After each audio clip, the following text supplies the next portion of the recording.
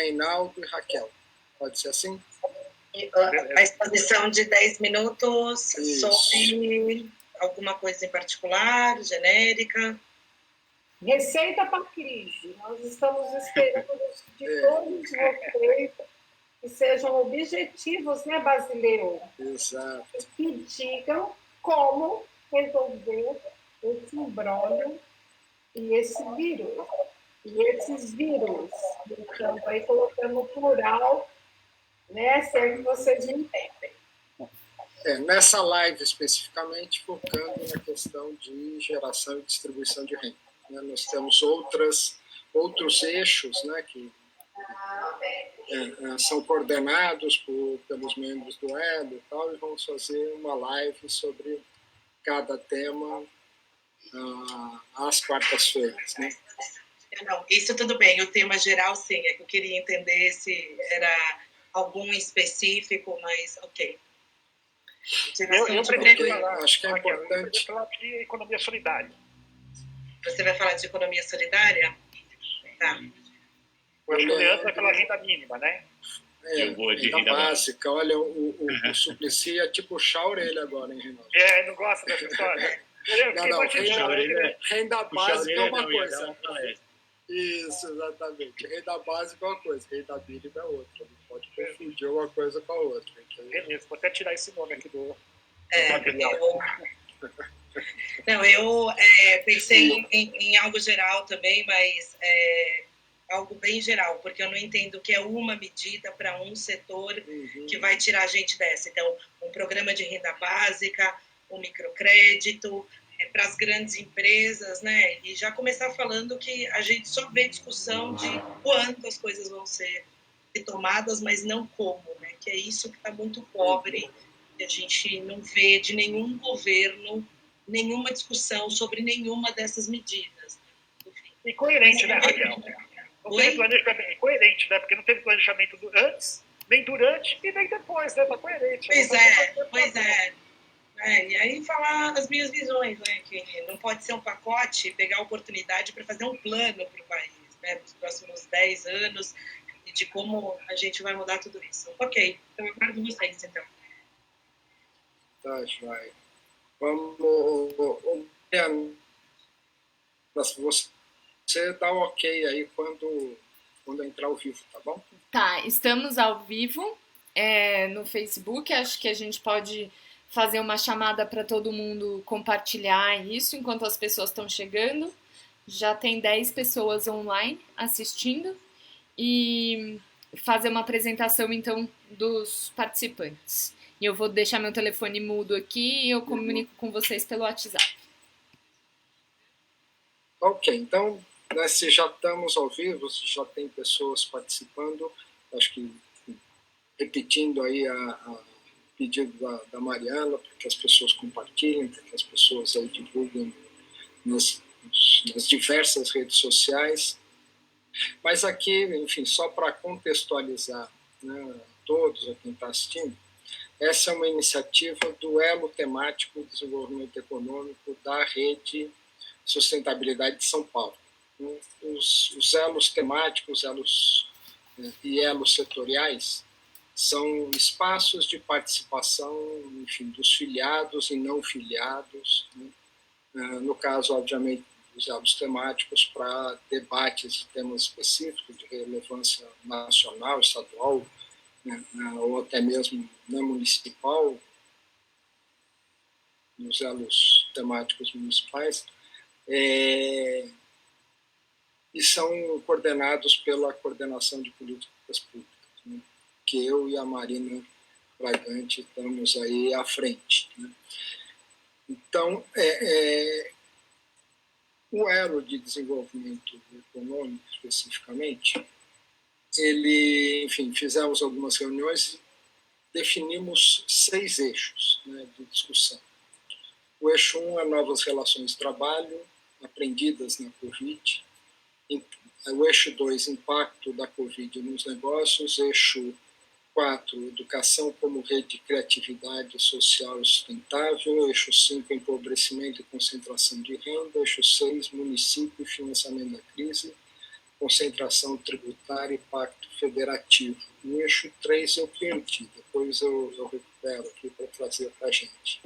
Então, hoje, nós estamos inaugurando, né, esses debates. A ideia dessas lives é trazer pessoas que são referências nesses diversos temas, que têm acúmulo, seja para atuação na academia, como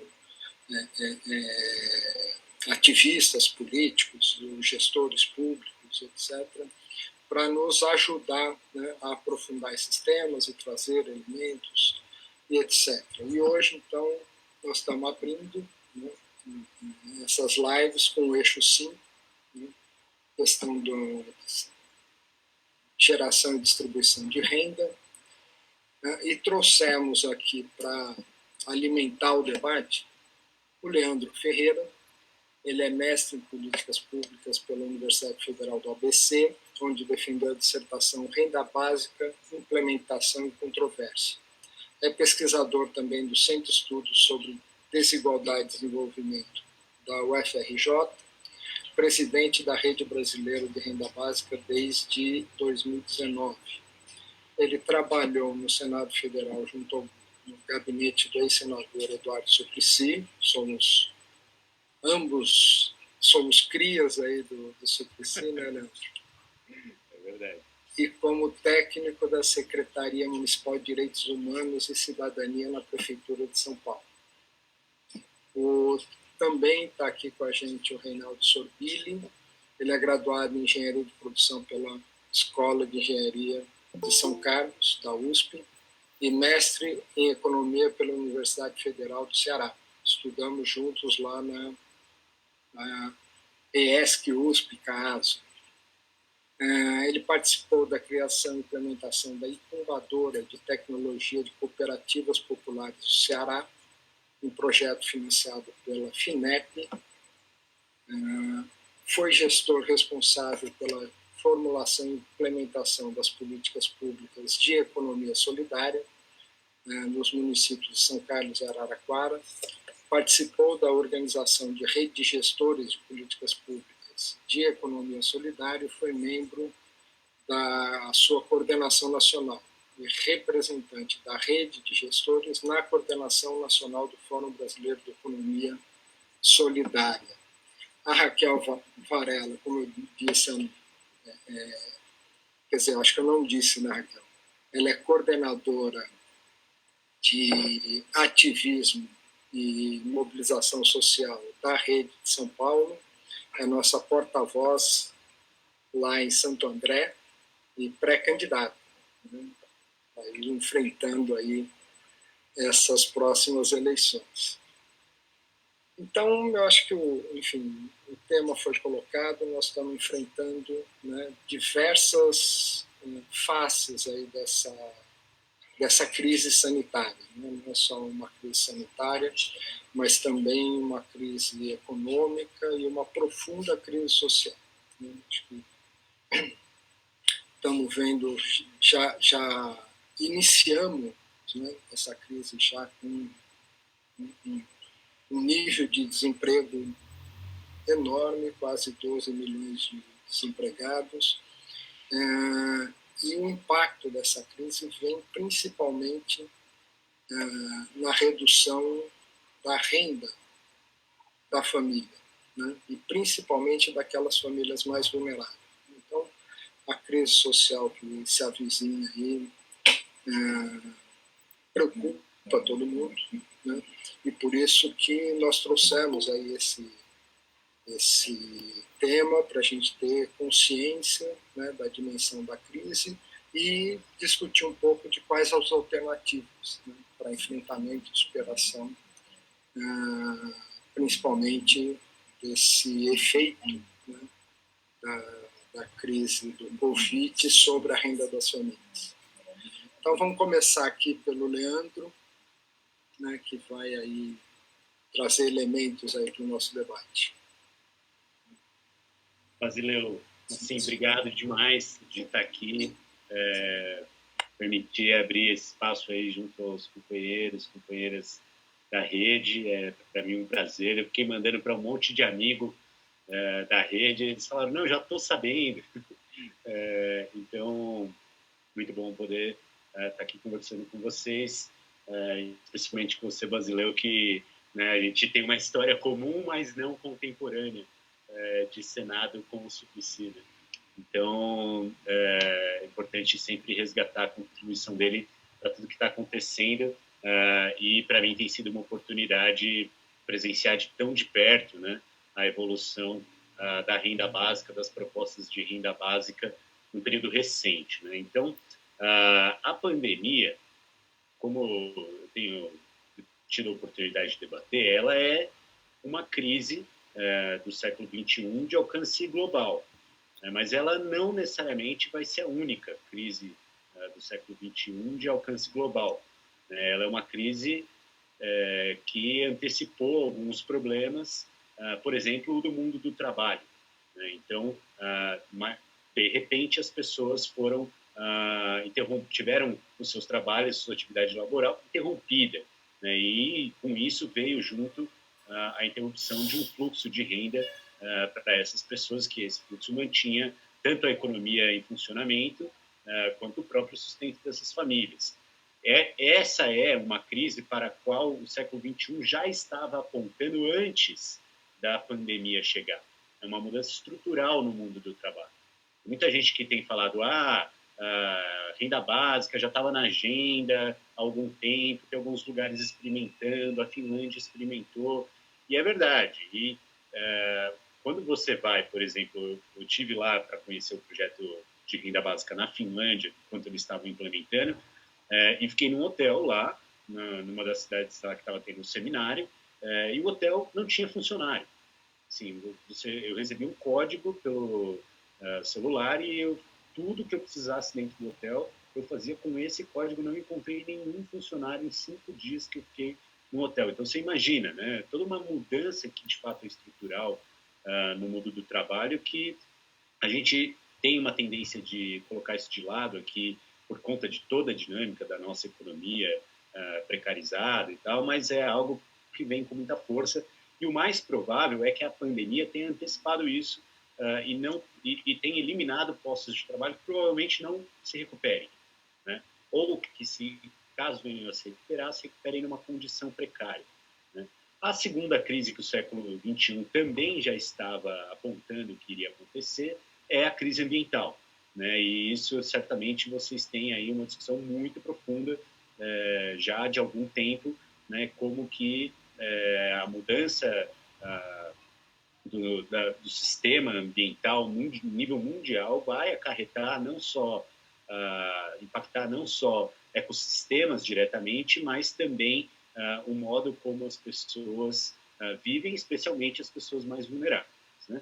Então, a pandemia, ela de certa forma furou a fila das crises e acabou tendo um impacto aí agigantado e muito rápido na dinâmica econômica do mundo. Mas, de fato, a renda básica, por conta de elementos como esses, já vinha despontando na agenda como uma solução, de certa forma, flexível para que a gente pudesse garantir proteção social, sustentação de renda em períodos que fossem, por exemplo, críticos ou de mudança estrutural da economia, né? E, como o Brasil, muitos países acabaram adotando programas de transferência de renda no mundo todo. Isso se desenvolveu muito rápido desde o começo da pandemia, que tem uma orientação baseada nos mesmos princípios que orientam a ideia de uma renda básica, diferente até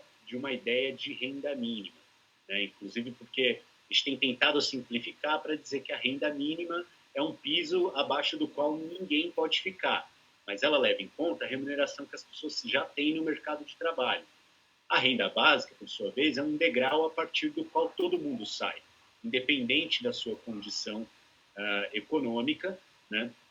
Claro que com todas as nuances para garantir que isso seja equilibrado, quem paga mais para que isso venha acontecer, né? Mas ela tem essa característica de certa forma, ser um degrau a partir do qual todo mundo parte, independente da condição que possa vir a complementar essa renda ou a condição de vínculo profissional, outros benefícios contributivos e assim por diante.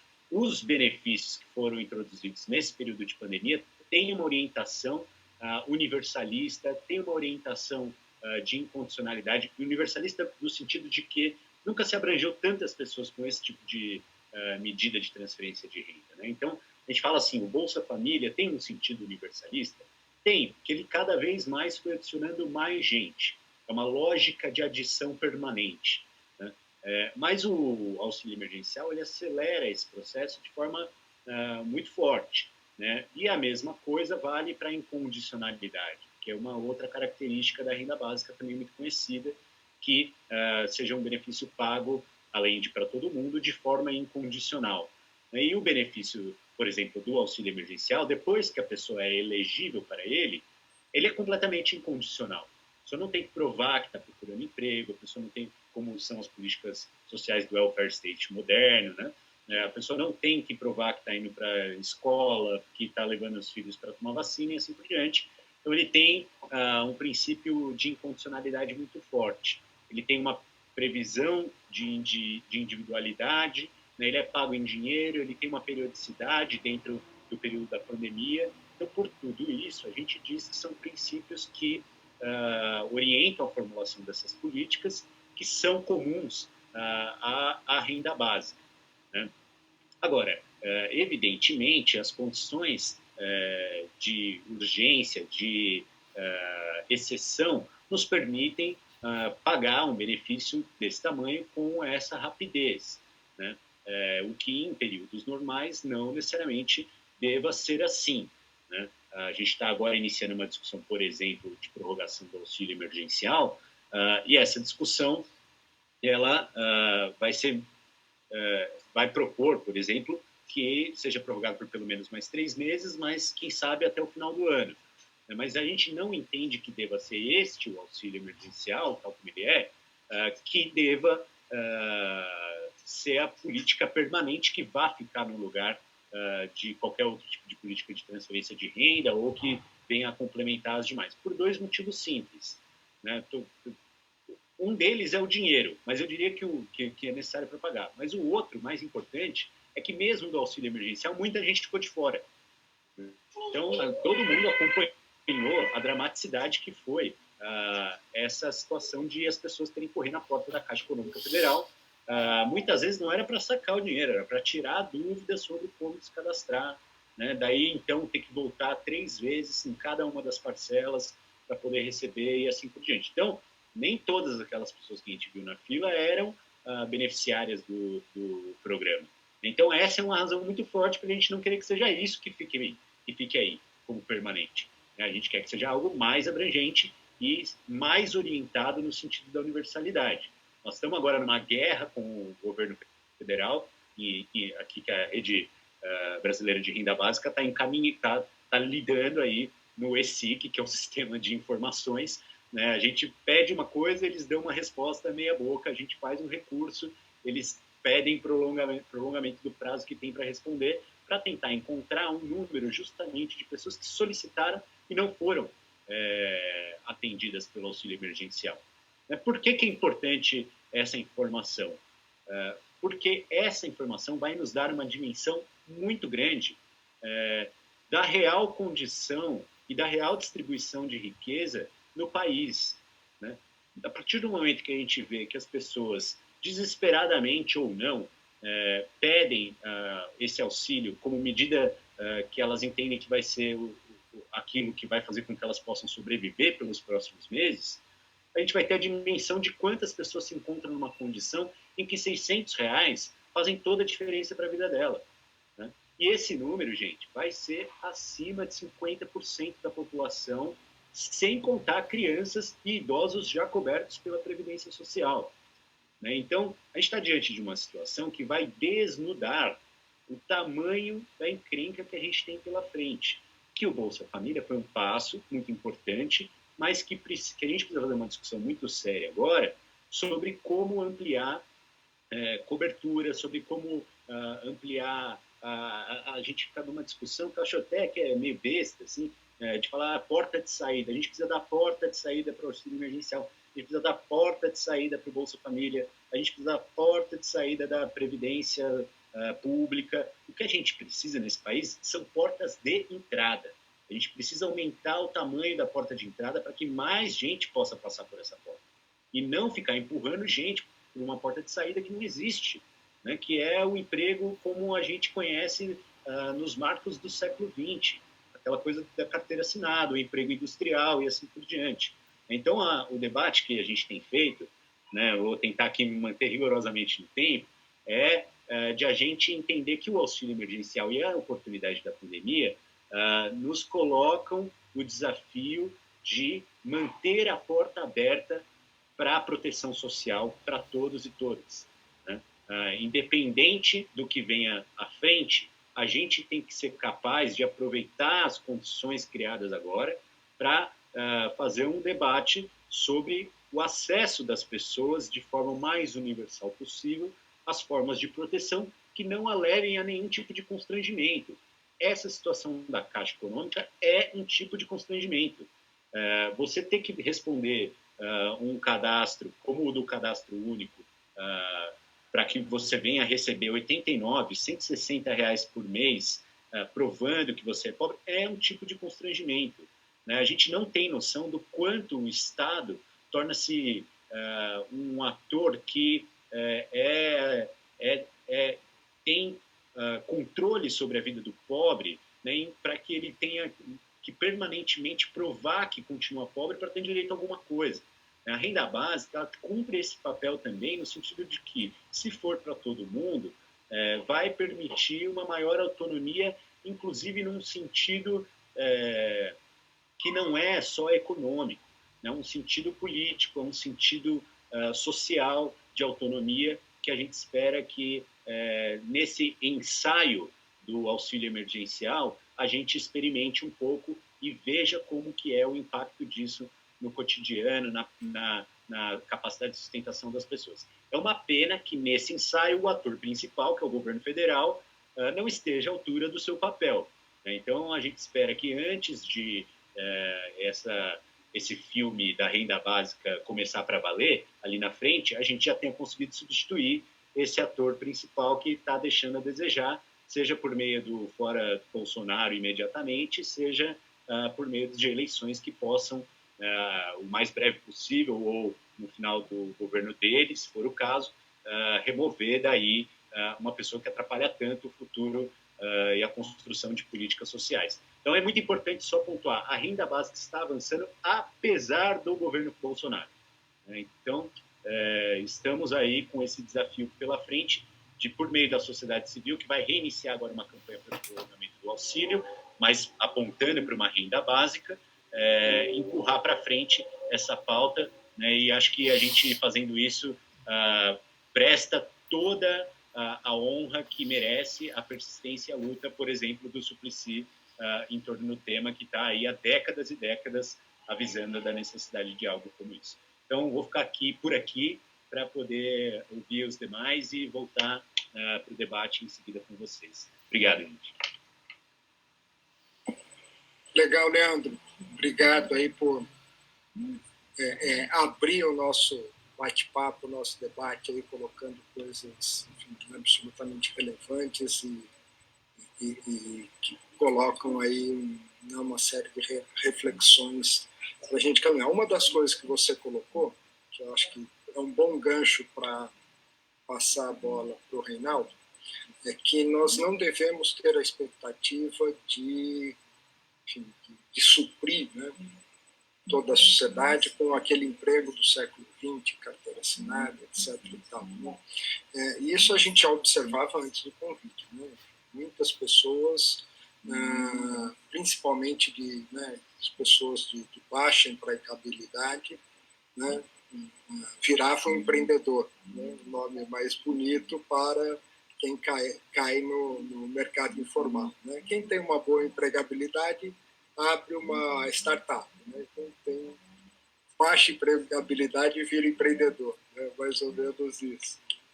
Então, Reinaldo, como que a gente pode, enfim, intervir ou colocar as políticas públicas, né, olhando para essa questão.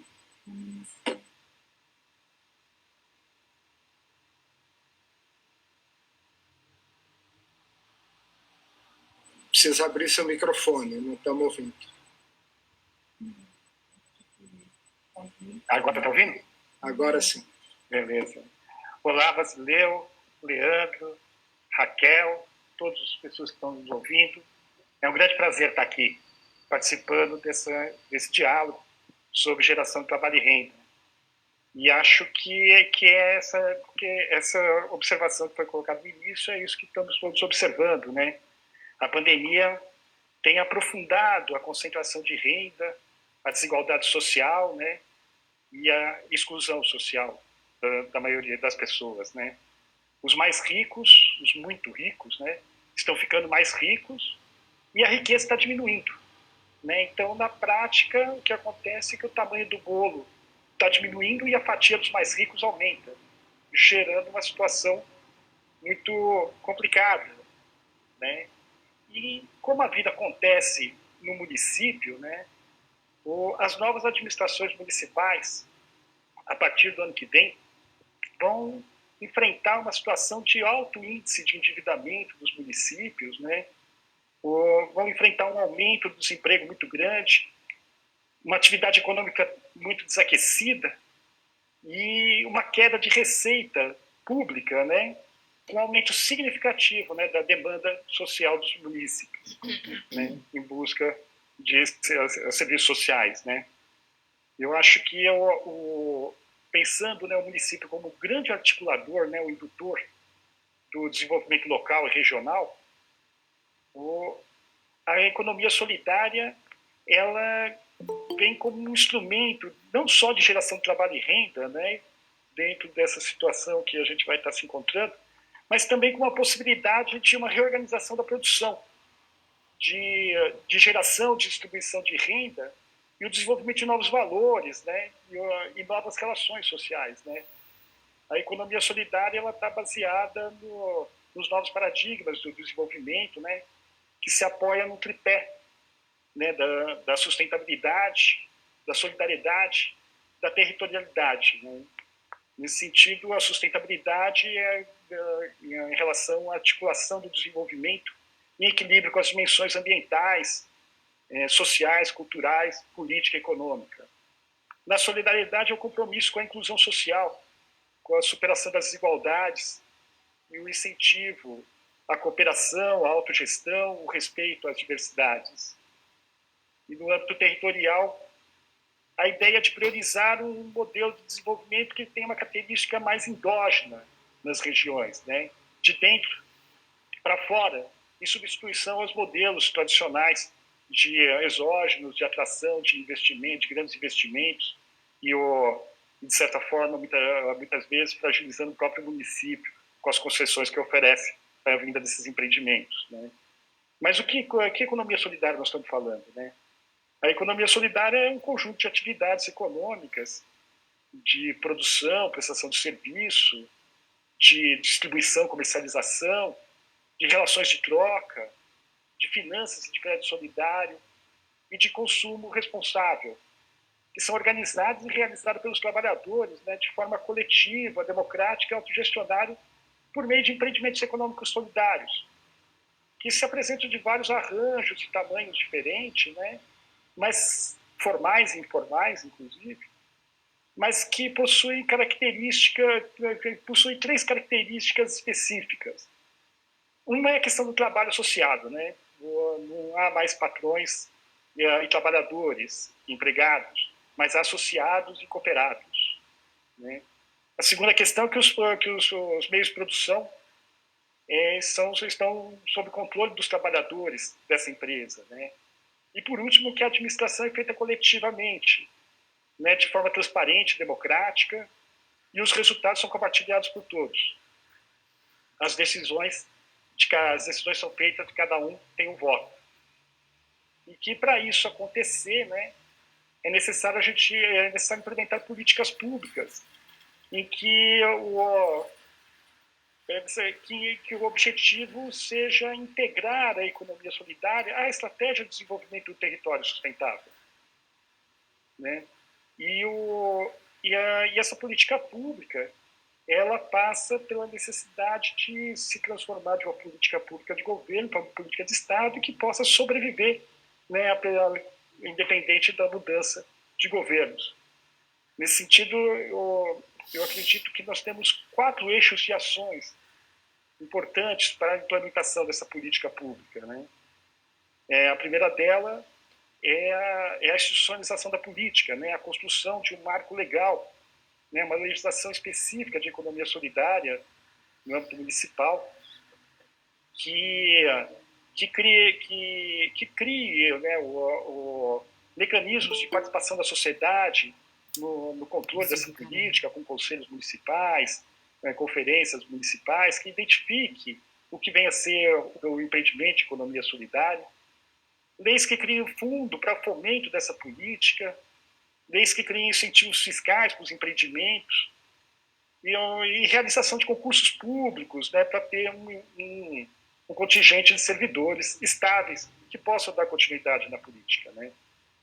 Um segundo eixo de ação, acredito que seja importante, é a disponibilização de instrumentos e equipamentos apropriados para executar a política pública, né? Equipamentos como o Centro Público de Economia Solidária, que seria um espaço, um polo irradiador dessa política, né? Um espaço de apoio e de formulação de políticas públicas de economia solidária, né? Criação de incubadoras públicas que contribuam para formar e assessorar esses empreendimentos de economia solidária, né?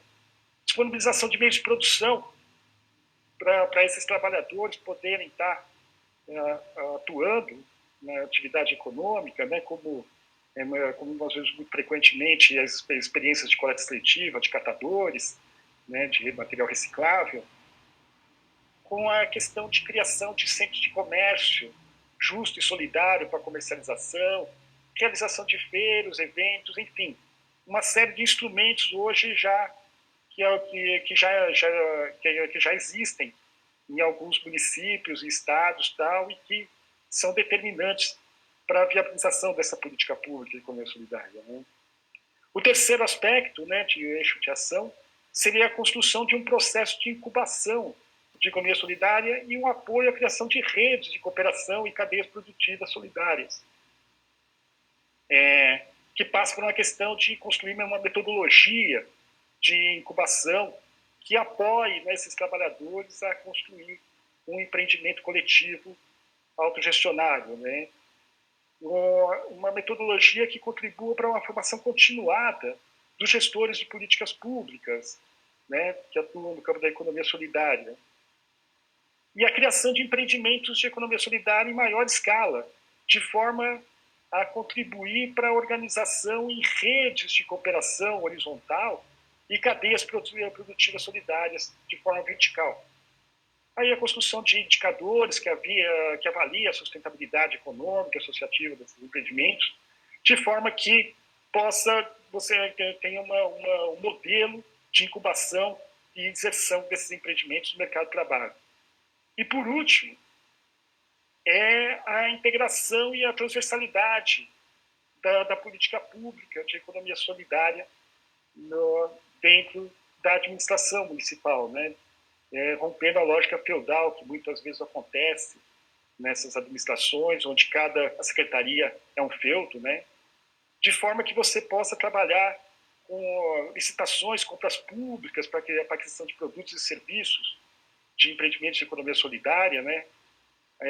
Formação de gestores de outras políticas públicas no âmbito da economia solidária e sobretudo, né, o reconhecimento do executivo da política pública de economia solidária como um instrumento de desenvolvimento local e sustentável, de caráter emancipatório e não assistencial, né?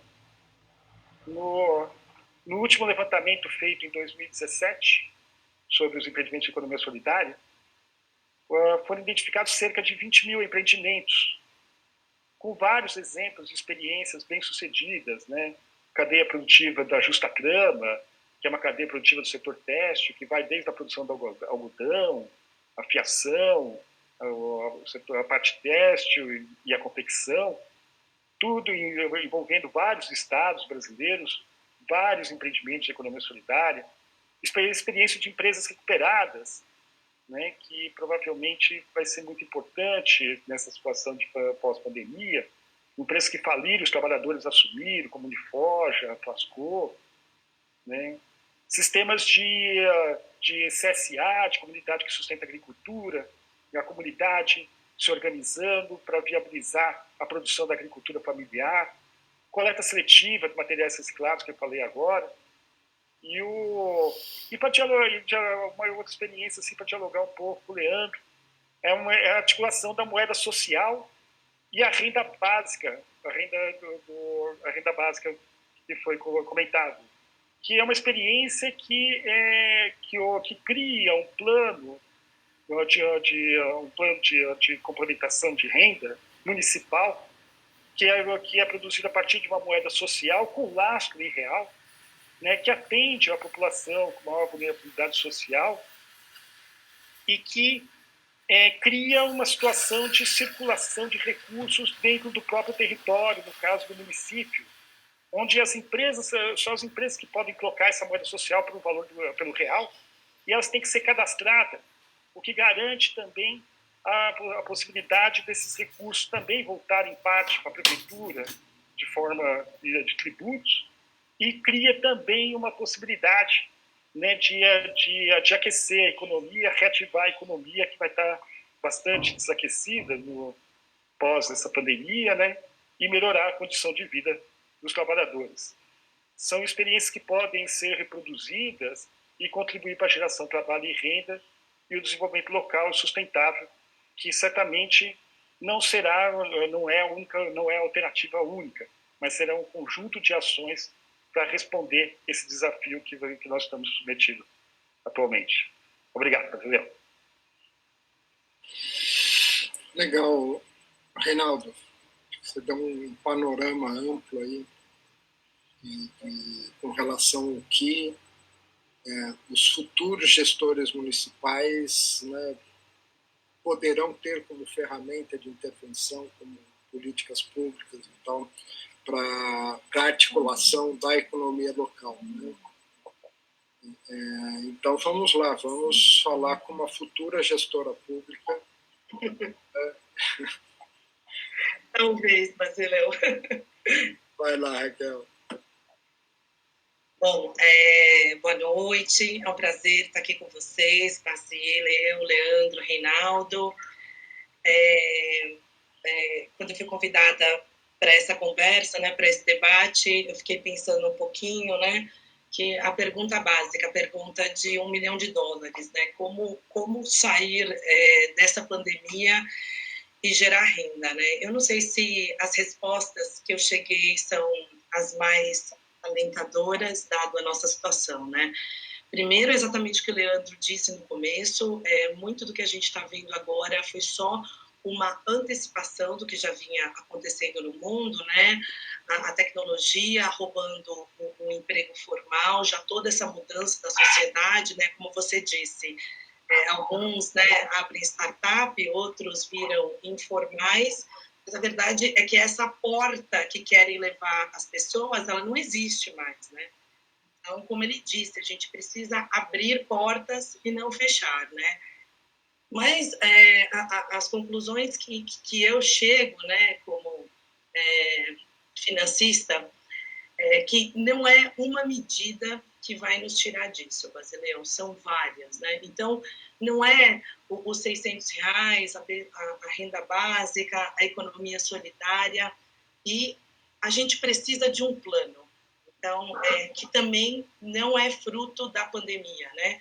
A gente já precisava de um plano antes, não é que a economia mundial estava fantástica, não é que o Brasil estava bombando, ou seja, e aí é que eu digo que talvez a minha resposta não seja muito alentadora, porque eu não vejo um plano saindo do atual governo federal.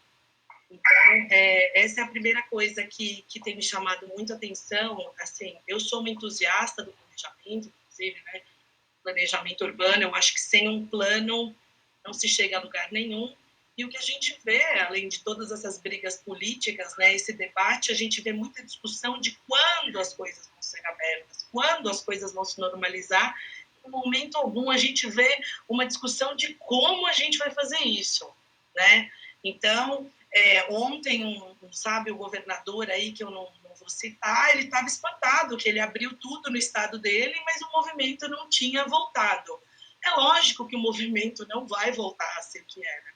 Então, espantada, fiquei até eu dele concluir isso agora. Então, a discussão não é nem se abre ou não abre. A gente já sabe que a economia que existia há um ano atrás, ela não vai existir independente de tudo abrir ou não, né? E como você sairia de tudo isso, né? O plano, ele não é único, né? E eu jamais vou chamar ele de pacote, né? São medidas, né? Porque eu sou traumatizada com uma frase do meu pai há 30 anos atrás, que eu nem entendia de política, né? Um pacote na televisão, e ele falou assim: meu Deus, como o subdesenvolvido gosta de pacote.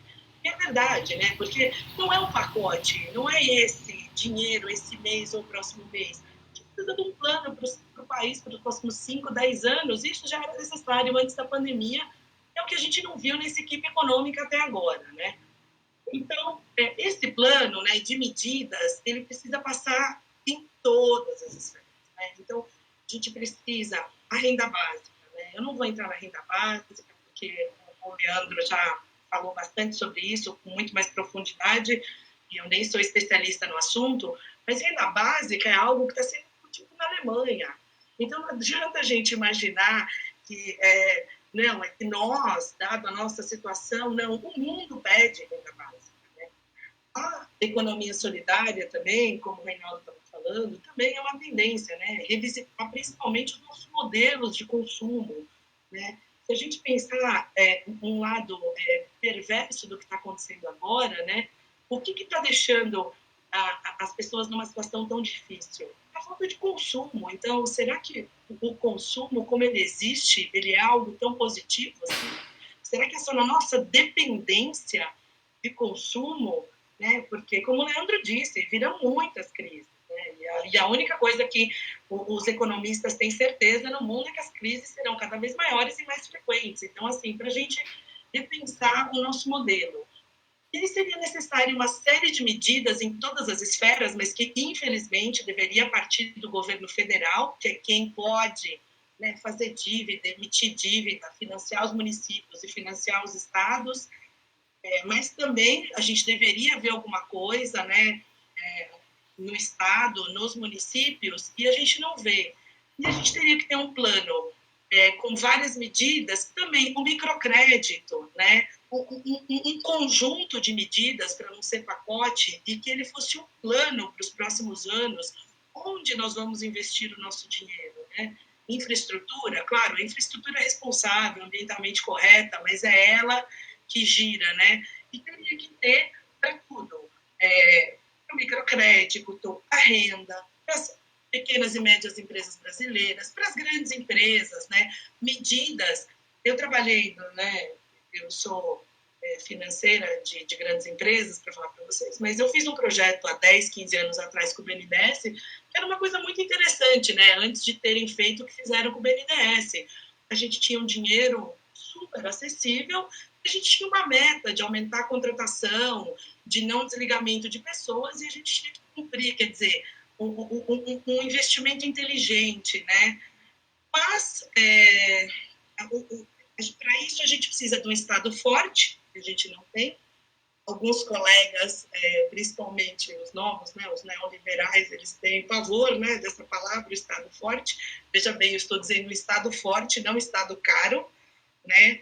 E não é o que se vê no Brasil hoje, infelizmente, né, para implementar todas essas medidas necessárias, esse plano, né, para os próximos anos, porque nós vamos sentir, como em 2008, né, as consequências disso ainda nos próximos anos. E a gente vê essa ausência do Estado nas esferas, né, do governo estadual e do governo municipal também, né? Então, eu, acompanhando a política municipal como, né, futura gestora, talvez, Basileu, as discussões na mídia locais são todas também focadas no quando, eu abro, não abro, eu vou com o presidente, eu brigo com o governador, mas como, né? O que você vai fazer para atrair empregos para a nossa cidade? Economia solidária é muito discutido aqui na região de conservação de Santo André, bastante gente trabalhando com isso. Como você vai fazer isso? Quais os empregos? Quais os setores que estão bem? Existem setores que estão bem. Tem gente que vende máscara, tem gente que vende álcool gel, né? Quais empresas a gente vai trazer para a cidade? Então, você não vê essas discussões, mas eu particularmente acompanho, né, diariamente, e eu fico chocada no estado atual da nossa política, dos nossos gestores, ausência absoluta de projetos e planejamento, né, de qual a sua visão de país e como nós vamos sair dessa. E, né, enfim, é desalentador, mas existe esperança. Caso a gente consiga fazer tudo isso, é possível sim, com uma série de medidas para todos os setores da economia, para todos os níveis sociais, fazer um pouco de tudo, sair dessa pandemia, talvez fazendo do limão uma limonada, né, por mais difícil que seja. E eu vou concluir ainda falando sobre o governo federal, né, sobre algumas coisas que eu particularmente acredito que eu não estou vendo, que eu entendo que deveriam ser feitas, né. Eu não acho que é momento de controlar déficit fiscal. Aliás, eu sou uma entusiasta das ideias do André Lara Rezende. Eu acho que essa política fiscal é algo que a gente inventou na nossa cabeça, essa restrição absoluta. Não existe mais lastro de moeda, ela é fiduciária, ela vai do credo que o povo tem o seu próprio governo, né, da confiança que você tem nessa moeda.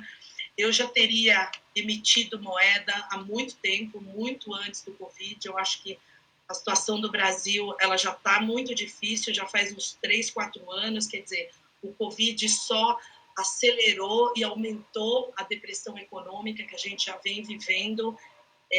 Eu faria uma política expansionista de investimento, e eu não vejo isso. Aliás, muito pelo contrário, eu vi, né, novamente alguém do Banco Central rechaçando a ideia de emitir moeda semana passada. Eu acho que isso é um sofrimento para a população muito grande, um impacto social nessas decisões econômicas muito restritivas, que eram muito populares na década de 70, 80 em Chicago, mas que eu particularmente já tenho certeza absoluta que não conversam com 2020, mas a gente não vê isso acontecendo. Então, vamos ver o que nos aguarda. Como Leandro, eu aguardo que hajam mudanças drásticas e rápidas nos que nos comandam. Obrigada, Basileu. Legal, Raquel. Nós que agradecemos aí suas provocações aí, e vamos aproveitar então abrir para perguntas aqui de quem está presente aqui, né?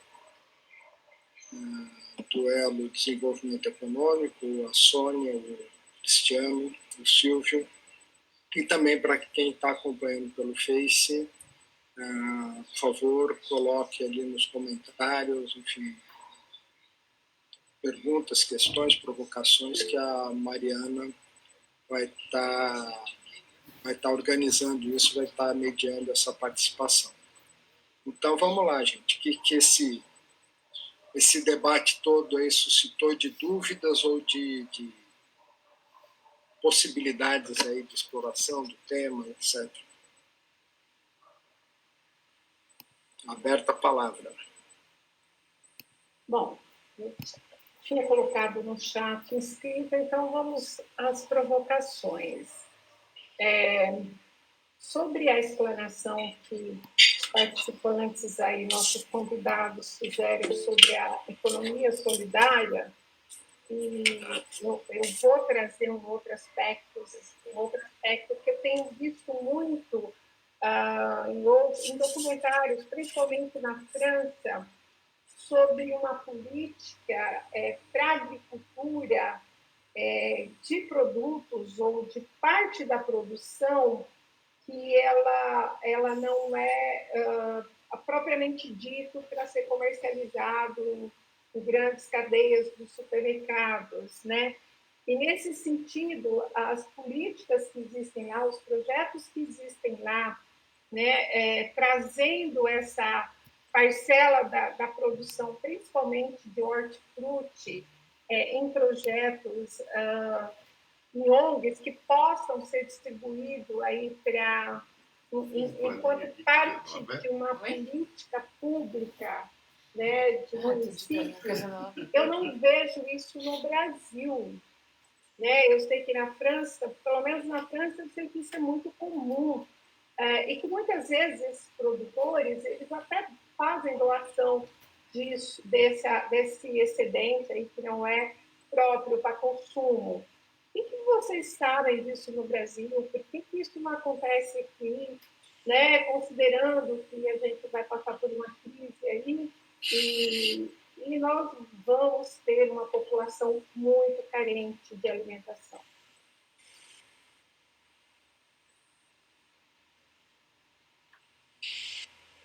Vamos lá?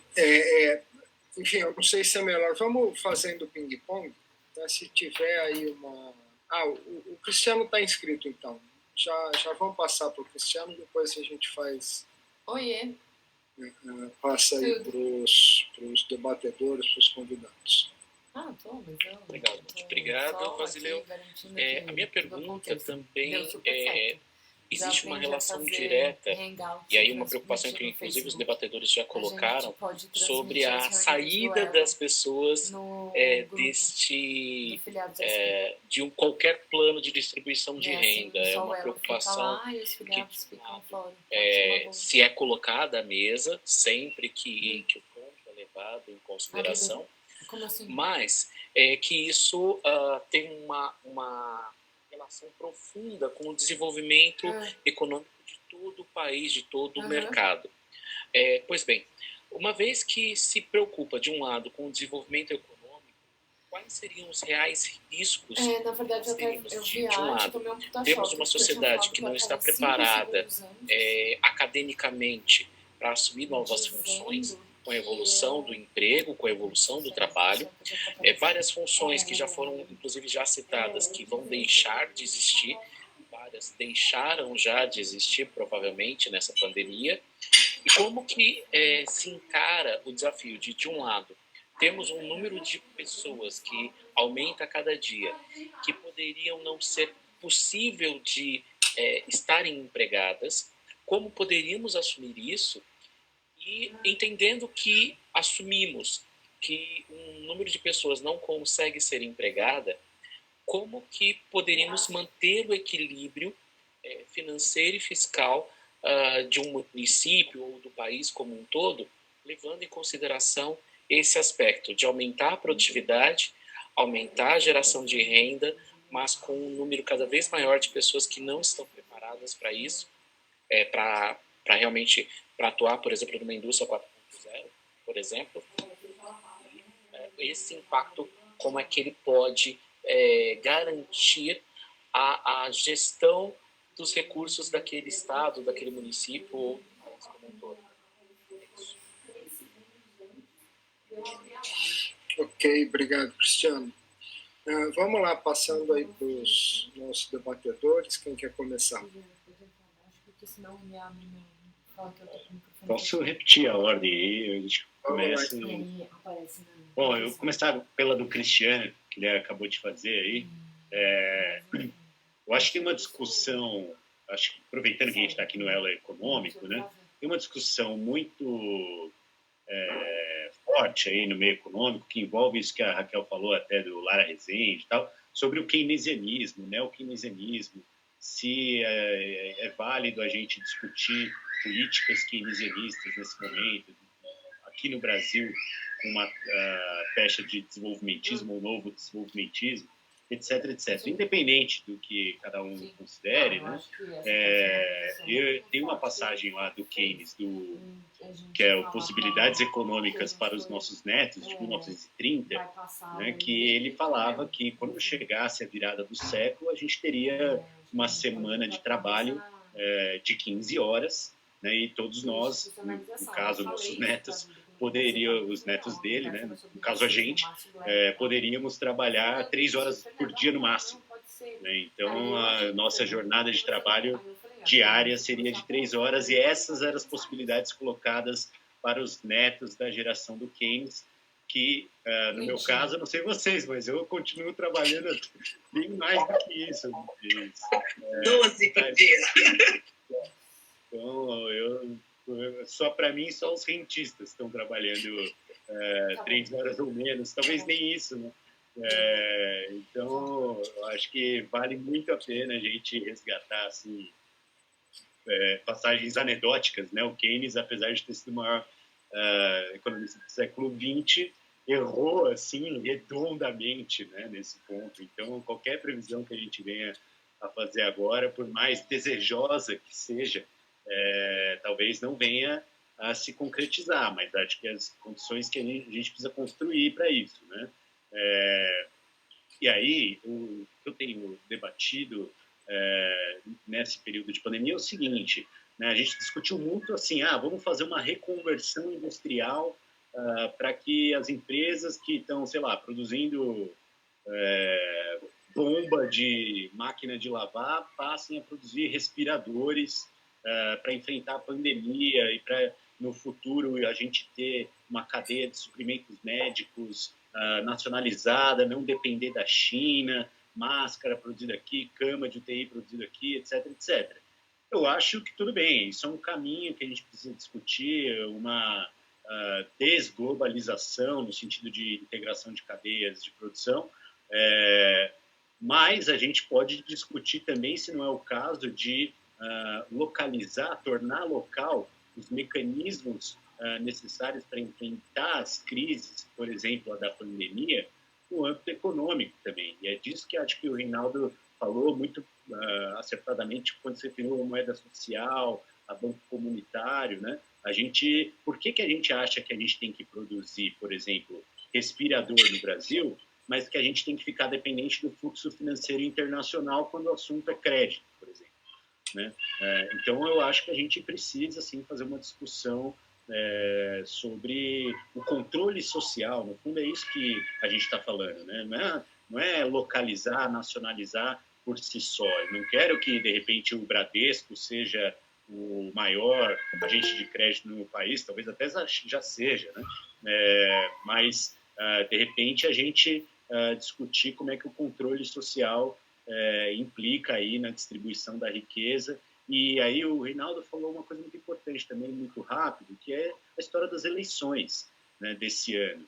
Né? Assim, o ano que vem vai ter um novo ciclo de governos municipais, porque a gente tem eleições esse ano, e acho que é o local certo para a gente fazer esse tipo de discussão. A renda básica deve, na minha opinião, se integrar com essas estratégias, por isso foi acertado colocar todos nós nesse debate aqui, né? Se ficasse eu brigando com os liberais da renda básica para ver se é o Milton Friedman, ou se é o Suplicy, ou se é o quem quer que seja, né?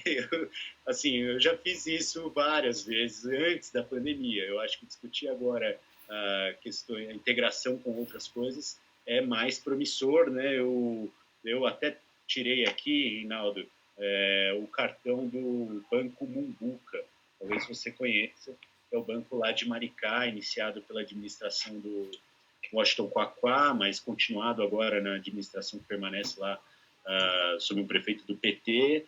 E é muito interessante, porque de repente isso aqui integrou efetivamente, ainda que tenha recursos da exploração do petróleo, que é uma coisa que a gente pode discutir, né?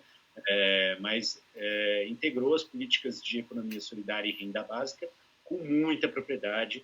Eu já estou aí, antes da pandemia, estava batendo cartão, literalmente, por isso tem o cartão do banco aqui, lá em Maricá, inclusive porque pessoas de fora do Brasil estão interessadas em pesquisar, já tem muita pesquisa sobre isso para rolar. Tem um grupo americano que colocou $500 mil para pesquisar a integração dessas coisas, e aí vai sair artigo lá em Harvard, Princeton e tal, e a gente às vezes não valoriza esse tipo de coisa, independente do partido. Acho que é uma experiência que vale muito a pena conhecer, né? E viu, Raquel, quem sabe fazer parte aí da sua plataforma para Santo André, que minha mãe é servidora aposentada da Prefeitura de Santo André. Então, para mim, é uma cidade que tem um carinho muito grande e vocação, inclusive, para inovar em termos de política pública. Sobre o que a Sônia falou de excedentes e tal, eu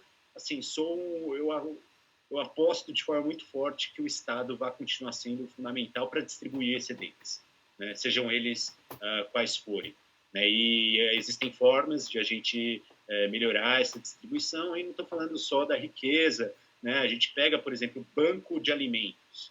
É uma coisa que se construiu com o esforço dessas pessoas que estão no âmbito da assistência social, da segurança alimentar, há muito tempo, né? E que foram desfeitas aí de 4, 5 anos para cá com uma velocidade muito grande, né? E eu acho que o banco de alimentos é uma forma de distribuir excedente que é muito mais inteligente e tem uma ação do Estado, e acho que isso deve ser o que a gente deve apostar em diversas frentes, né? Então, existe excedente, sim, que no Brasil muito, que pode ser melhor distribuído para equalizar aí as condições que a gente tem de distribuição de riqueza no nosso país. Obrigado de novo, gente. Ok, Leandro, obrigado. Então, vamos continuar seguindo a ordem inicial. Beleza. Depois, na rodada final, a gente inverte e começa pela Raquel. Dialogando um pouco com o que o Leandro está falando, né, o Mombuca tem uma experiência interessante, porque, de fato, né, além dessa questão da moeda social, né, de ter da emissão por parte da prefeitura, ela começou a construir políticas públicas assim do incentivo às pessoas, a jovens pegar e encerrar o segundo grau e ter uma poupança depois de se formar no ensino médio, né? E começou a trabalhar com algumas políticas a partir dessa moeda social do Mombuca, né? A questão que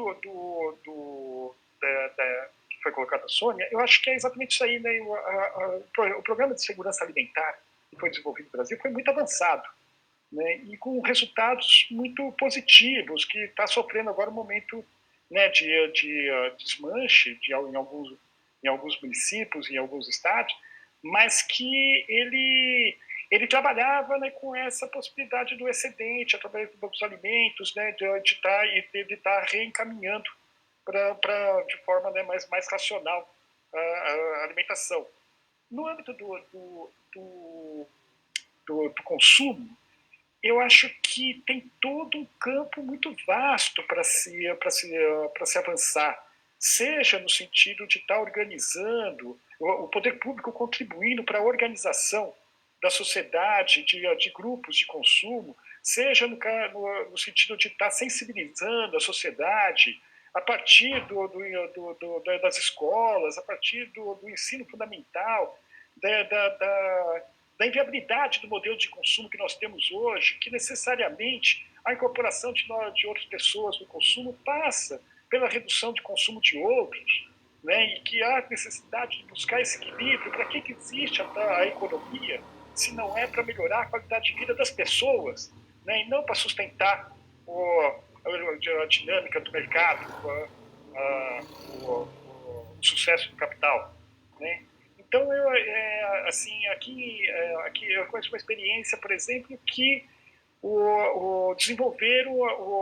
a prefeitura estava desenvolvendo alguns aplicativos que favorecessem a articulação, a população poder se apropriar desses aplicativos para criar grupos de consumos, a partir de regras estabelecidas, né, e que pudesse estimular, sobretudo, a economia local, né? Então, eu imagino que existe, assim, não é uma questão de estatizar o consumo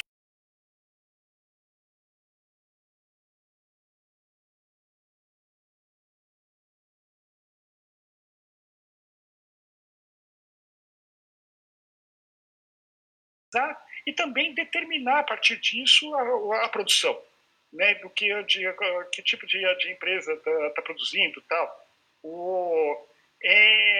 Que nem estava lembrando agora uma recente experiência agora que apareceu do FEICOP, com o Ministério, com o Movimento Sem Terra, né, que fizeram uma articulação, eu acho que é Eduardo Moraes que estava na frente, e que a ideia foi de pegar e captar recursos, né, para financiamento de um empreendimento de beneficiamento de suínos do Movimento Sem Terra, né? E que, na verdade, é uma coisa que falta, né? Você ter mecanismos de aplicação financeira que tenham um direcionamento, né, de inclusão social, de benefício da sociedade. Corre o risco de você estar aplicando dinheiro na LCA, né, de letras de câmbio do agronegócio, né, para poder garantir a remuneração da sua aplicação, né? Então, eu imagino que assim o poder público ele pode criar um ambiente favorável, né, para que a gente possa estar construindo consumos que sejam mais equilibrados, né, e sustentáveis, né, de forma consciente e responsável. Em relação à questão do desemprego estrutural, eu acho que é realmente uma questão, né, que a mudança das novas tecnologias e as mudanças organizacionais, elas são redutoras de mão de obra, né? E nesse caso, né, passa necessariamente pela redução da jornada de trabalho, há um processo, há um período de transição muito grande, né, que é um impacto muito, muito grande de uma parcela da sociedade, né, que vai ficar mais fragilizada, e que tem que criar mecanismos de segurança social para a população e pensar no modelo de distribuição de renda mesmo, né? Quer dizer, que permita, né, que todos possam ter qualidade de vida. É isso. É isso, Basileu. Legal, Renato. Eu estava tentando achar o botãozinho aqui de ativar o microfone. Consegui. Às vezes demora, mas legal, Renato, obrigado. Vamos lá. Essa é a revolução tecnológica mesmo. A gente precisa acertar os botões cognitivos aqui para ajustar os botões cognitivos ao formato. Vamos lá, Raquel. Bom, quanto à pergunta da Sônia, eu infelizmente vou me omitir, Sônia, porque eu não sou especialista, eu não conheço essas experiências, então, infelizmente, não vou conseguir opinar com propriedade e os colegas já fizeram. Quanto à sua pergunta, Cristiane, pegando um gancho também um pouco na observação do Leandro, né, de como caminhar, de como os municípios seguirem, como gerar emprego, eu concordo bastante com o que o Leandro disse, que às vezes algumas coisas a gente não consegue expressar bem. Esse tema da nacionalização, do protecionismo, de tudo local, surgir assim, né? Nossa, descobrimos que não temos reagentes no Brasil, que são todos importados, vamos começar a produzir. Internalizar, né? Por internalizar, algumas coisas faz muito sentido, por exemplo, eu fiquei bastante chocada de descobrir que todos os cientistas brasileiros têm que importar reagentes e aguardarem 3, 4 meses por isso, mas tem que ser analisado cada caso. Quando eu defendo o planejamento municipal para nós sairmos dessa crise, não é por protecionismo ou localização, é porque simplesmente o plano de Santo André não vai ser o mesmo plano que Jundiaí, né? O plano de Jundiaí, por exemplo, ele passa pela atividade agrícola, né? E não existe nem área rural em Santo André. Então, os municípios, eles têm vocações. Obviamente que o plano de Santo André, eventualmente, pode ser muito similar ao de São Bernardo, ao de Ribeirão Pires, né? Zonas de transição entre o litoral e São Paulo, zonas com grandes áreas de conservação, mas eu falo no planejamento econômico local porque cada município tem a sua vocação e não existe um plano que possa ser feito para todos os municípios, né, do estado de São Paulo ou do Brasil.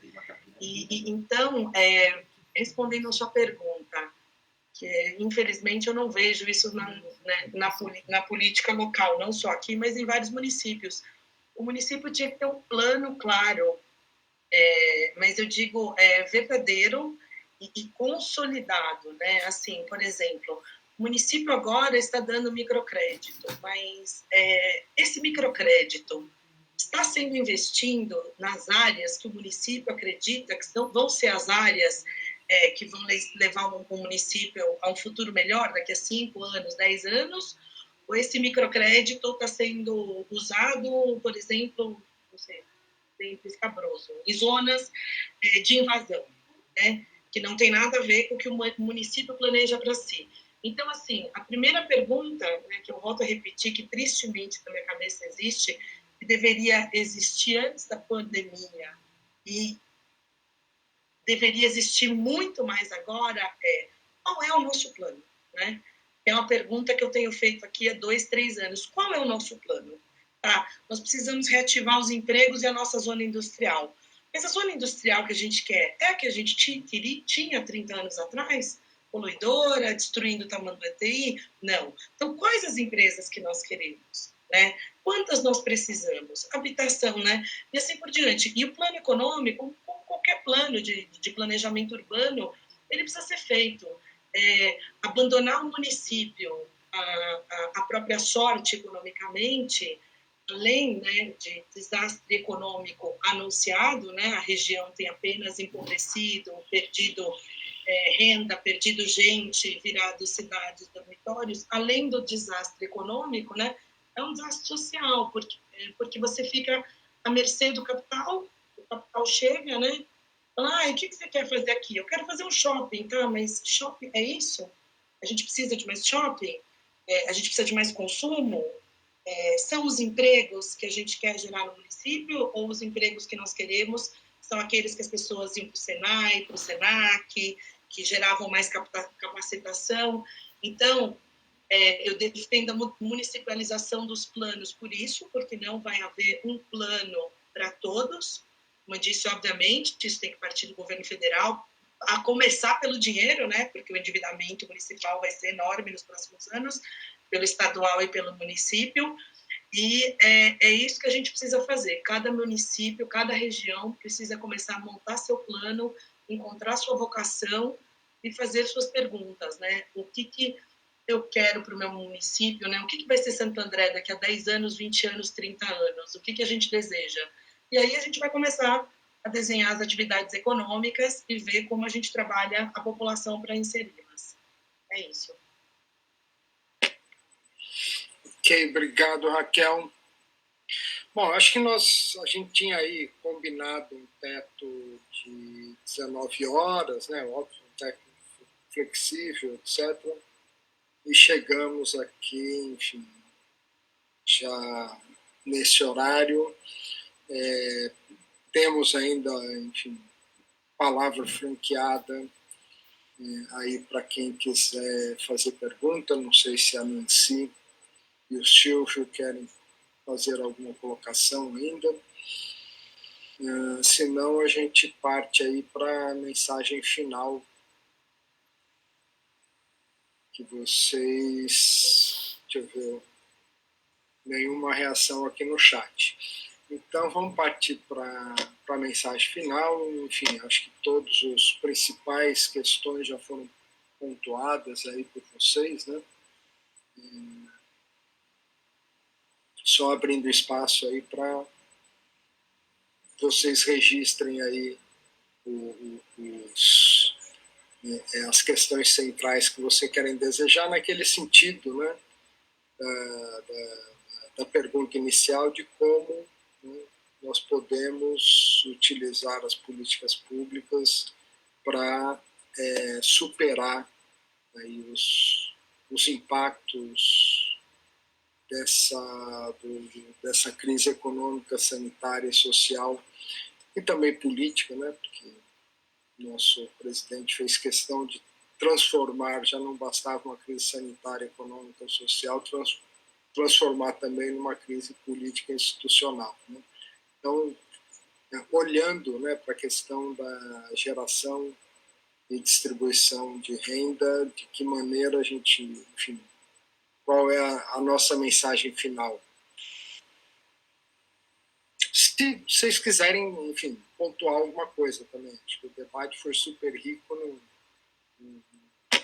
fica aí aberta a palavra para vocês. Vamos lá, Raquel. Sou eu? Invertemos. Não, foi um prazer participar. Muito obrigada, eu adorei. Se tiverem próximas, me convidem. E eu acho que, né, uma mensagem clara do que eu disse, do que eu acredito muito, né, é planejamento, que é o que a gente tem sentido falta em todas as esferas, não só na esfera econômica do país e social. Então, tentando responder à pergunta inicial do debate, nós não vamos sair dessa situação sem um plano claro, amplo, objetivo, com metas que abrace os 250 milhões de brasileiros e todas essas situações econômicas. Eu sou uma entusiasta do planejamento, parece meio óbvio a gente dizer isso, né? Aqui dentro de gente tão qualificada, mas parece que os governos locais, enfim, e o próprio governo federal não parecem ter claro que sem um plano nós não vamos chegar em lugar nenhum, tá bom? Obrigada pela oportunidade. Legal, Raquel. Nós que agradecemos. Reinaldo. Bom, também queria agradecer muito o convite, foi muito legal. Ele acaba sendo rápido até, né? Passando bem rápido. E acho que assim, é isso, né? Que é uma combinação de ações, né, que apontam para uma melhoria, né, de uma resposta à situação da conjuntura, né, de desemprego, que já vinha anteriormente muito forte, que vai se acentuar ainda mais agora com a pandemia, né, e que a economia solidária ela não é a solução para todas as mazelas, mas ela tem esse horizonte, né, de estar reorganizando a produção, né, e afirmando que é possível produzir e distribuir a riqueza. E um outro modelo, né, onde os trabalhadores, a partir da sua auto-organização, criam empreendimentos e possam estar compartilhando o resultado desses empreendimentos. A economia solidária, né, tem essa questão da finança solidária, né, que a gente estava falando sobre essa questão da moeda social associado ao renda básica, mas que tem o banco comunitário também, né, que que são articulações da própria comunidade, né, que criam um banco, né, e que acaba gerando instrumentos para a relação de troca dentro da própria comunidade, né? Ele sempre com lastro, né? São várias experiências. Agora, nessa semana, está acontecendo um encontro da Rede Nacional de Bancos Comunitários, né? Quem tiver oportunidade, ela é do dia 8 ao dia 12, né? Ainda dá para acompanhar, e que vai apresentando essas experiências, né? E mostrando, né, que do potencial que existe, né, de você resgatar o papel da moeda, né, como referência de troca, né, e não como fator de acumulação, né, de multiplicação de riqueza, como hoje como hoje nós estamos nessa situação do capitalismo financeiro, né. Então, penso que, como eu estava colocando a Raquel, é um conjunto de ações que guardado as peculiaridades locais do território, que vão poder dar uma resposta concreta, né, para a questão do desemprego, da inclusão social e para uma melhoria de qualidade de vida de todas as pessoas. Muito obrigado, Basileu, Raquel, Leandro, foi um grande prazer estar aqui nesse bate-papo. Legal, Reinaldo. Nós que agradecemos aí, acho que um monte de mensagens aí importantes enriquecedoras. E aí, Leandro, o que você tem a dizer para nós e para essa menina linda aí? Quanto ao futuro? É Jorge. Assim, Jorge. Ele ficou... Ah lá, vocês ganharam um tchauzinho. Aproveitem. Não é sempre, né? Não é assim. Mas eu tenho, assim, 3 breves coisas para dizer. A primeira é fazer um merchandise aqui para entrarem no rendabasica.com.br, assinarem a newsletter da Rede Brasileira de Renda Básica, né? O Basileu já recebe do Suplicy tudo que precisa receber, mas quem puder aí, a gente está aí reiniciando a campanha pela prorrogação do auxílio inicial, mas tem também uma construção aí mais longa até que a gente chegue à renda básica universal e incondicional, como a gente deseja e que é o objetivo final aí da nossa organização. Então, rendabasica.com.br, todo mundo convidado. Nas redes sociais é fácil de achar também. A segunda coisa é que assim, a gente não pode perder de vista que, com todos os problemas que tem, o auxílio emergencial que a gente está fazendo agora pode ser assim algo que, no pior cenário, abre muito espaço para discussão sobre renda básica. Mas há cenários positivos, de, inclusive, efetivamente garantir a sobrevivência de pessoas que dependem disso para ficarem isoladas e dependem disso para poder sobreviver.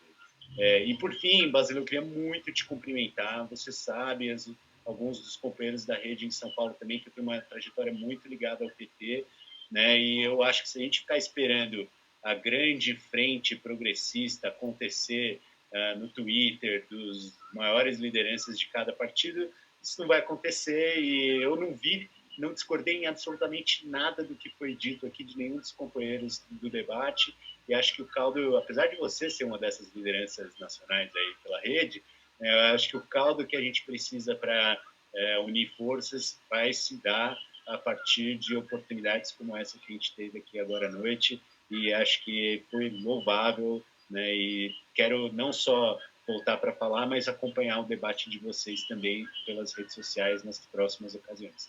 Um abração para todo mundo e nos vemos aí muito em breve. Legal. Obrigado, Leandro, Reinaldo, Raquel, pessoal do Elo, Desenvolvimento Econômico, aí, que participou o tempo todo aí da nossa live, seja aqui diretamente no Meet ou através do Facebook.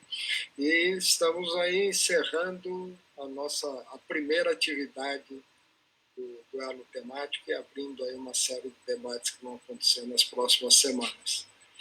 Obrigado, gente. Boa noite. Obrigada. Tchau, Jorge.